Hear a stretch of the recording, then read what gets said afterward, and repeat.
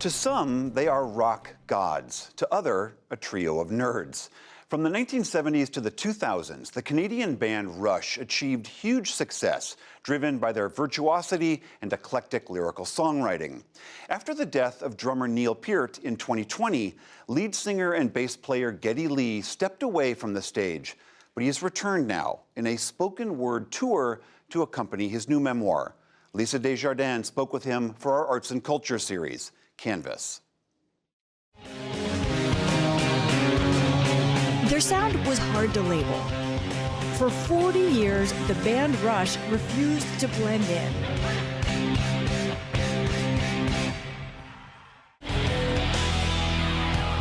Becoming rock legends with hard work. 24 gold and 14 platinum albums and touring nearly every single year. Their songs about power and identity were unusual then. Rock anthems about teen mental health and even AI. But they're now taking on new meaning. And their lead singer, Geddy Lee, is doing something new, pausing to look back with his memoir, My Effin' Life. I asked him about the band, Virtuosos. Some call Neil Peart the best rock drummer in history, and Rolling Stone has listed Lee on the bass and Alex Lifeson on guitar as among the best on those instruments. You all spent your life not just being good, but just trying to reach this sort of unfathomable level of quality. Why push so hard? Why? It's just in my nature, I think, and I think my partners share that trait of wanting to do whatever it is we do as best as we can do it. In music and message, Rush's songs often bolster underdogs and attack toxic power, from high school cliques to fascists. Meaningful to Lee, especially.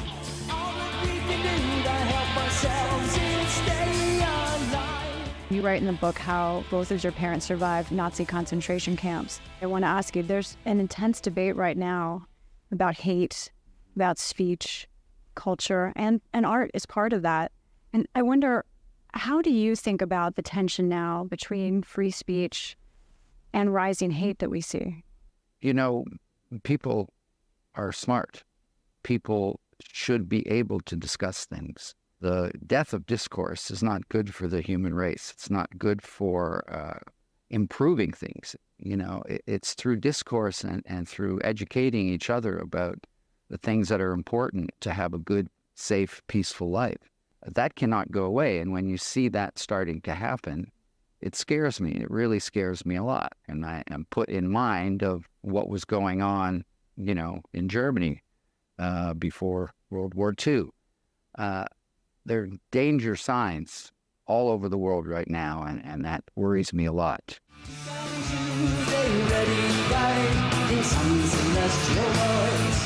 That's the image most Rush fans have of them: thoughtful, philosophical, and different from others in rock. There's certainly the theme of identity, and multiple identities is a big part of the book. But his book is candid and confessional about the reality of music making. You talk about Bolivian marching powder, doing lines of cocaine in the 70s and 80s.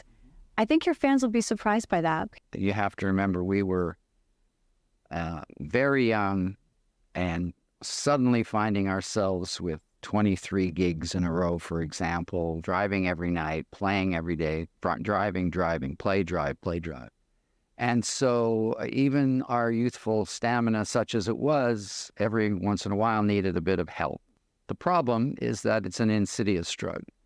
And you think you control cocaine, but very rarely do you, because it takes control of you.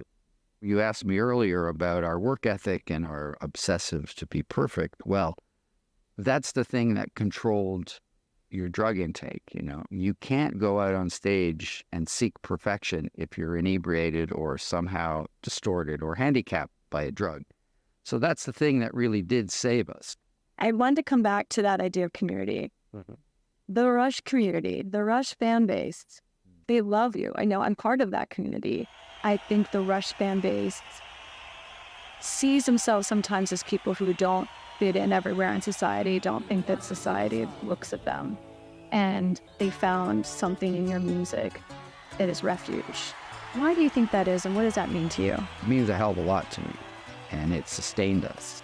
Especially in the late 1990s, when within a span of months, Peart's daughter and then his wife died in separate events. He was shattered, and the band took its longest break.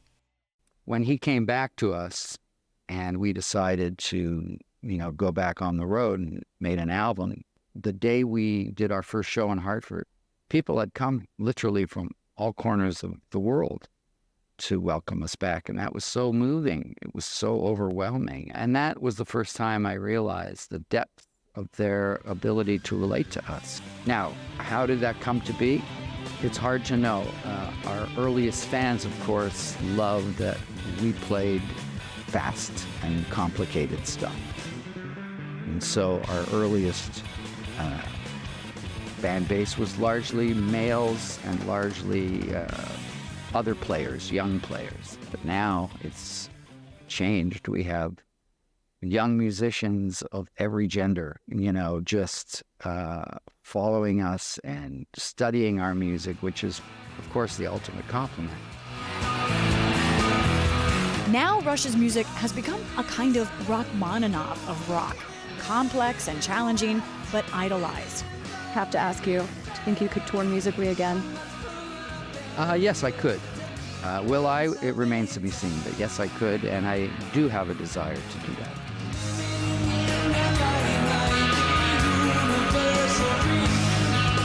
However you label his music, Geddy Lee wants more ahead. For the PBS NewsHour, I'm Lisa Desjardins in Oxon Hill, Maryland. Check out our Instagram for more from Geddy Lee. Hear his answers to Lisa's lightning round of questions on everything from baseball to robots to Bjork.